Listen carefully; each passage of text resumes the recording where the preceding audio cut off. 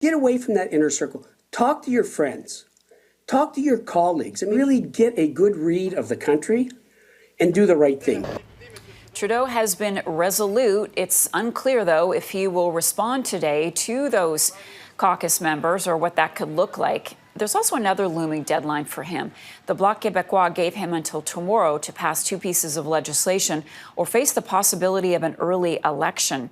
Joining me now to discuss. But nothing's going to change his mind today.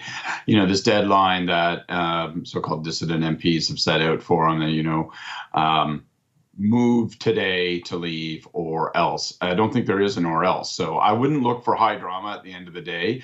The truth of the matter is this group of MPs is sort of decentralized, somewhat disorganized. There is no motivating candidate that they're circling around. There's no it's not a coup. It's really just an expression of frustration and resignation. So I'm not certain why they set a deadline, but I am quite certain that they do not have a punch to throw at the end of the day. So what does the Prime Minister do? Ignore their calls, sit down with them once again and explain why he's staying? What do you think he'll do?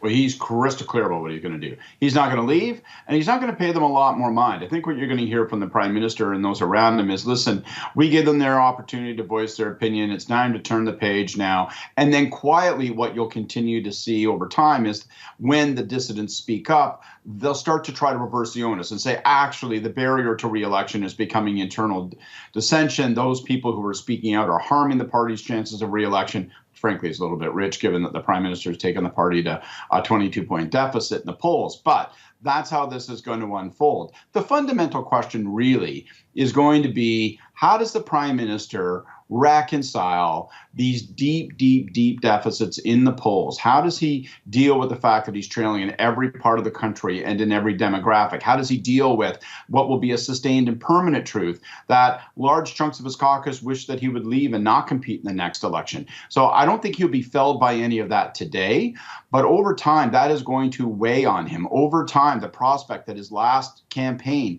could end, not just in defeat, but possibly in a truly humbling defeat, a very bad outcome. It's that sort of factor that probably and possibly may weigh on his mind and encourage him at some point to consider leaving. So to be crystal clear, obviously after 10 years, people are tired of the government. But if you're talking about the straw that stirs the drink, it has become the Prime Minister's personal numbers are a drag on the party. Speculative polling is always tough to understand and appreciate, but there are speculative polls that have been done that suggest that if the Prime Minister left, the floor and the voter cohort available to the Liberal Party would increase.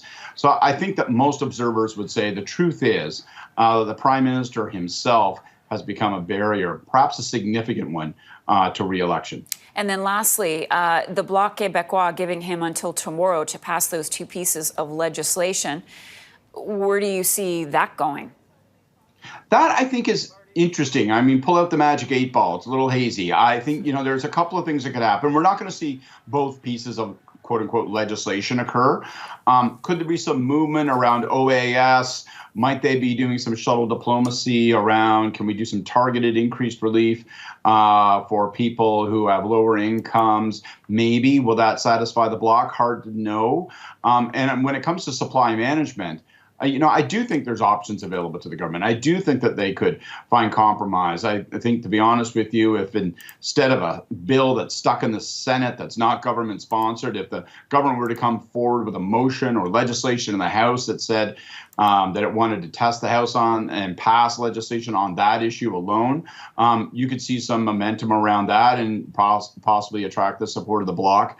But here I'll rush to the finish line, Marcia, in my view, if you're the government, you want to keep the Bloc as pleased as possible. But ultimately, the NDP is going to permit this government to continue on until 2025, until we get past Christmas, we get into the new year, we get into the spring. I mean, really, they're going to be the rubber for this government and not the Bloc.